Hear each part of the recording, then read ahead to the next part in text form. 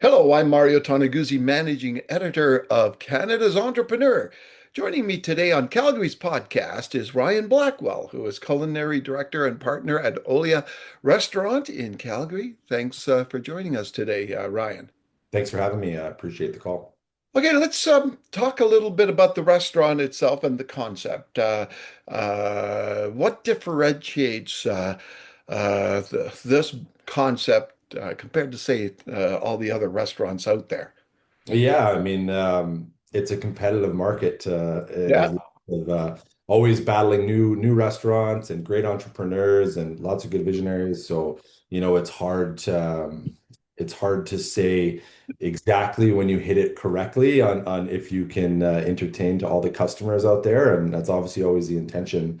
So when we're building these brands, we don't leave any stone unturned as best we can and try and test our marketplace where we can to see what people need. So, when we built Olea, the conversation was to have something that was upscale casual, but felt like it could be everyday. And everyday Olea is kind of the term we use. In a sense of we didn't want anything to be too pretentious. We wanted it to be approachable, but we wanted it to have deep roots, an understanding of clear brand direction for people to understand, what our core values are and what we need to bring to the marketplace to kind of entertain that to people. So, Olea was simply named as the Latin word for olive. It's the genus name that includes the olive tree. So deep roots within the Mediterranean cuisine. The idea of Mediterranean for us was to not be too broad across the Mediterranean spectrum and really try and hone in on Western Mediterranean, being, Italian, French, Greek, a little bit of Spanish, even some Moroccan if we wanted to, on that side, where we could really pull great ingredients and really have food that resonates with people. So tell me where, oh, first of all, before I forget, when did the restaurant open? It would have been November 2022. So we're coming up on 3 years. Okay. So tell me just a little bit about sustainability and where sustainability, sorry, fits into all this.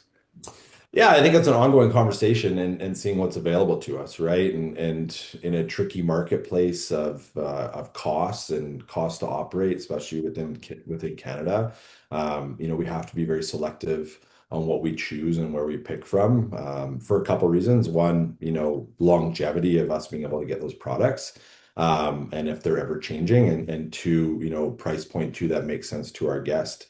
So, being sustainable is, comes from the farmer, comes from our suppliers, and seeing what we can partner with on people, to make sure that we have those roots and a continued valued effort put forward for the guest, for a consistency level. Otherwise, we're becoming a place that is constantly turning over key ingredients or key dishes, which we didn't really want to do for our patrons. Yeah, and when you look at as in the food industry these days and things like the tariffs out there and all that stuff, is this forced not so much forced you, but made you look closer to home when looking for suppliers of food? Yeah, again, within reason. If we could pull everything from a 100-mile diet, we would. Yeah. It's just, how much focus and energy we put and financial aspect into that to be able to do it with the producers. We do, within reason, right? And yes, tariff, all that stuff too, right? We can't control the outcomes of that. Our suppliers are obviously ever changing too in those efforts, and what we're trying to do. But yeah, there's always a conversation at the table of saying how far are we going to get the product, and is that product necessary for our menu if we're going too far? Yeah. What does it take? And you mentioned it earlier, just about the number of brands and that are out there and concepts, and there seems to be a restaurant that opens every day in Calgary. But on the other hand, there's one or two that close every day as well, right? So what does it take in this day and age for a restaurant to be successful in that environment? Hmm. Yeah, I wish I had the magic wand sometimes to be able to tell you that. It is a constant conversation amongst our partners. We're all restaurateurs, background, chef background, some not chef background, and we have multiple properties and we're all invested in different companies. And so it's a unique situation at Olea. So we have a lot of data from our partnership to kind of to have these open discussions. And number one, it's like you got to be moldable, in our opinion, meaning like we try and strip the ego out of it and the pretentiousness out of it and say, let's not get distracted by the distractions. I think customers even naturally can be distracted because there's just so much marketing coming at them all the time. And what's the hot new ticket out there? And, so you see that bounce around a lot. And us is just trying to stay, okay, what's our values? Let's stay true to our values. Let's stay true to our training, understand the people that we're bringing in to believe in our brand, to service our guests are all united. And make sure that that common messaging to people is there to keep consistency at a high. Without consistency, there's no value. To me, value is not just measured in capital or how much money you want to spend, but it's measured in, it might start with that, but peel away the layers. It's like, what's everything that adds up to that dollar amount? So, open discussion and just try not to be distracted by everything that's happening around you. So tell me, when you're looking at the business side of things, what's the biggest challenge as a restaurant owner you face these days? A combination thing. One is like, is the brand right? Have we tested it in the marketplace? We're starting to do that with other brands right now. We're just doing as a pop-up situation to say, hey, let's, not come up with the name and what we think needs to be in the public, but let's try things where the public can give us feedback before we're fully committed, right? Just because there's so many different opportunities of brands coming up. Other ones, we have constant conversation on is location, right? Like how busy is a street? Is there parking accessibilities? Is it, people able to walk or not walk? It's not always the main driving factor, but it does play a role for sure. Yeah, Uh, just again, to reiterate too, the branding specs, are they correct? And if they are, and they feel right, and the public feel right, then the last piece is like on that locations, specific situation. Are we in a situation where we put the restaurant in a good spot on a cost wise to take that space? Because sometimes I think that restaurateurs, and including me in the past too, you get so fixated on like that location is so good. Well, I can't wait to put this brand there. But a half a degree off, I always say it's death by 1,000 paper cuts, right? It's just yeah. one thing that kind of hurts you. Yeah, it's kind of funny, right? Because I often think of certain locations in Calgary, and over the years, I drive by them and I go, "Oh, that place is closed now," and you're going like there's some almost like some places are cursed, right? And Yeah, you kind of feels wonder bad. what is behind it all. So I'm curious, from your background, how did you get into all this? Yeah, I mean, it started at a young age. I grew up in Cochrane, Alberta. I grew up on a farm. My dad was a hay farmer. My mom's an artist, so I always like to say I met in the middle. And yeah, I was, a small town kid that wanted to experience big city things. And, I hadn't really done that. So in high school, I had a friend that started working at Earl's Dalhousie in like 2001. Oh, And I was like, hey, come try this out. So I did. And I had my driver's license. And at 16, I went and did that. And I went through the whole process of that. And it was, I think for me is I've always chased high-paced things, and that at a young age was like, oh wow, this is a really high-paced environment that you need to kind of execute at a quick speed. So, it was deep roots in me at a young age that I kind of got caught into that. And then from there, throughout high school, I stayed with it and I went to culinary school. I ended up going into SAIT and graduated PCK in 2005 with my Red yeah. C. And that was an amazing program that just kind of strengthened my love for food and beverage, and just hospitality in general. Um, and then from there, like just close notes real quick. It was just like I didn't think Calgary had what I needed to really grow myself at that stage. I think Calgary really broke out starting in 2010-ish, where you started seeing some really big restaurateurs and great chefs coming to the city and everybody starting to push. So I went out to Vancouver and situated myself in 2007 for the Olympics out there and worked for some really big, one really big company in general. And just, it just totally set me on the right direction at an early age to become a young chef in my young 20s. Oh, cool. It's not Mm. an easy profession to be in, right? No, you got to have the patience. I mean, it's ever changing. I mean, a lot of things are these days. Technology plays a factor for sure, but you the thing is like, if you don't have a passion for it, don't do it. I always tell people like you got to enjoy it. You got to understand what the rush is about. You got to like that creativity piece. If you want to become a chef, you got to expose different hours of your life to be able to do it, right? Yeah, At the end of the day, we're catering to people at times where people are off. Those are our peak hours, right? And nighttime, weekends, holidays, so if you can remove that and commit, you can make a run at it, but you got to be dedicated to your craft. yeah. Uh, and from there, you can have a successful career and you can be an entrepreneur within that field too. So Okay, a personal story here.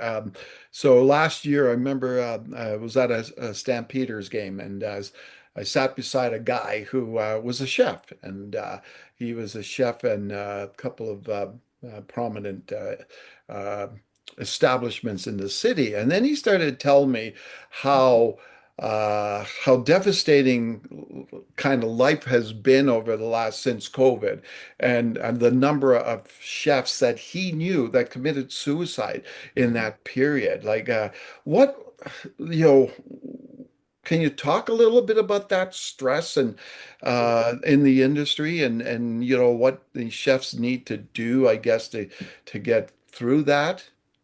yeah, I mean, you got to have a good support system, in my opinion, right? I think that a lot of chefs, especially in their younger years, can get caught up in the industry, meaning like it's such a social environment. Even, in my 20s too, post work, you would work, 12 to 14 hours sometimes back in the early days. I influence my cooks and chefs never to do that anymore. The industry is starting to change. Yeah, Some are not, some people are, but you get into an overworked environment mentally for the grit. You have highs and lows. There's different, I like to call them gears throughout the day, whether you're prepping, you're going into service, you're recovering, you're going back into another service. So there's a lot of like highs and lows just throughout a daily period that yeah, we yeah. saw. Services start at 11 no matter what. If you're in downtown Calgary, you're going to go serve 250 people in 45 minutes. It's like, how can you produce that? Then you got to come down. And then at nighttime again, you got to ramp back up. So, and that's Toronto, Vancouver, Calgary, right? We all kind of have those high peaks of people flooding those peak Yeah, times. So yeah. it's mentally it's hard. So you got to be open and willing and recognize that. But I always say to chefs, keep your head out of it in the post like and just shift world because a lot of people go out, they have drinks, they socialize, they go out, they don't get the rest they needed. A lot of chefs too, they don't eat throughout the day, right? So then you'll see them at the end of the shift, they're eating a full meal at 9, 10, 11 at night, and it's just not good for them. So Ah, mental wise, they're not balanced. And I think it's changing over the years because I think health and wellness is just on the forefront these days, and especially for the younger generation to take it more seriously. So you do are they, seeing. yeah, they talk about these things in school? Not really. Not in my stage. They might now, Yeah, SAIT's, I went to school 20 years ago. So, yeah, I'm totally familiar. I have a couple of apprentices in there and we haven't had these conversations yet. It's a good point to bring up with them and say, okay, yeah, let's be aware of it. And that's my advice because I'm 25 years in the game now and I've seen it in my own self too. And, I had a family and a wife and I have kids and, I'm an owner now. So my schedule's a little bit different. yeah, But I've had to do that, to take care of my other needs. yeah. But yeah, you see it. You see, I just try and say, don't get caught up in it. The other part is reviews, right? And you can't take those. I think everything's a click away nowadays, right? So Oh, yeah. try not to get caught up in Google reviews or customer reviews or like, take them for what they are. Some people are out there just reviewing you for the sense they can hide behind their phone. And some people are giving you reviews that make sense. And some people, we can look at them and we can pivot and we can take, the criticism, but let's not take it home with us. And that's what I always say. People at the end of the day, it's our careers, it's our job. We have to have balance, but we need to be able to separate to be able to get through that mental state because wearing it home is not. Yeah, so back to Olea for a second. I was in there recently and a great meal there.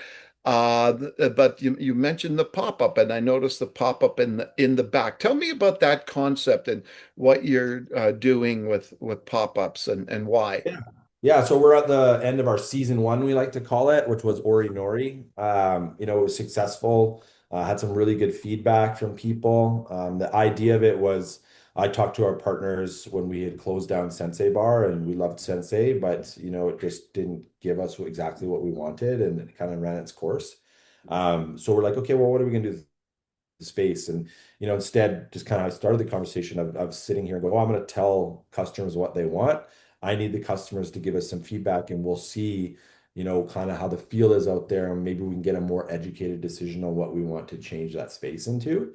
Yeah. So, and instead of it just running it as one meal, like we're like, let's run it as a full scale restaurant for a period. So I picked the 100 days, and I was like, let's do a 100-day sprint and say, okay, we got 100 days, meaning not 100 services, but just 100 days from day one till closure day, which is September 13th. And then we'll do a pop-up number two, and we'll make sure that the brands are very differential. Yeah. So at the end, the goal is to say, okay, we had a lot of fun. We got to test the marketplace. We got to test the customers, create some amazing recipes, some great laughs, and and experiences, and wait till the customer tells us what we think needs to go, and then next year in 2026 we'll decide what we're going to permanently put in there. Do you see that also as a way to test different concept for more than a pop-up, like some another standalone location? Yeah, I think so. I think the intention for us too is to try and build a brand that has more legs, in a sense of like, can we replicate? Sometimes even in a Lolea situation, it's hard to replicate that because it's just that's that location. It feels great there. It's really dialed. It's not, we didn't necessarily build it to have 10 outlets of it. So, what we're testing in there is saying, can we test some full service, fast casual kind of scenarios that make sense to in a small area location that we can go and multiply. So yes, that's the conversation on the back end to say like what makes more sense here. So yeah, for Calgarians who are watching this, Olea is in the Beltline and on 14th Street, just down north of 17th Avenue, and it's most people remember that place as the old Phil's. I Yeah. don't know. Did you ever go into that place, I Phil's? never had, I wasn't one of our partners had the Via Chibo in there as well, and it had some success to it as well. So he did a major renovation at stage one, and then I was introduced and a couple other people. So I remember driving by it. I didn't spend a lot of time over there, but I never actually went in. So I think there was some major changes for sure, and it's totally evolved, no doubt Yeah, about it's so it. different, man. I remember, as I said, being in there just recently and talking to the server, and I said, "Oh man, this reminds me of back in the '80s. I was Heroes of Phil's," and she said, "Number of people mentioned that." Yeah. Yeah. Yeah. No, it stood the test of time as a restaurant. So we're still holding that down. Yeah. All It's just, right, it's super, just changed. Yeah. super. Thanks so much, Ryan, for joining us today. Appreciate it. And I appreciate you having me on. Yeah. Okay, great. That was Ryan Blackwell, who is culinary director and partner of Olea Restaurant in Calgary. I'm Mario Toneguzzi, managing editor of Canada's Entrepreneur. Thanks for joining us today.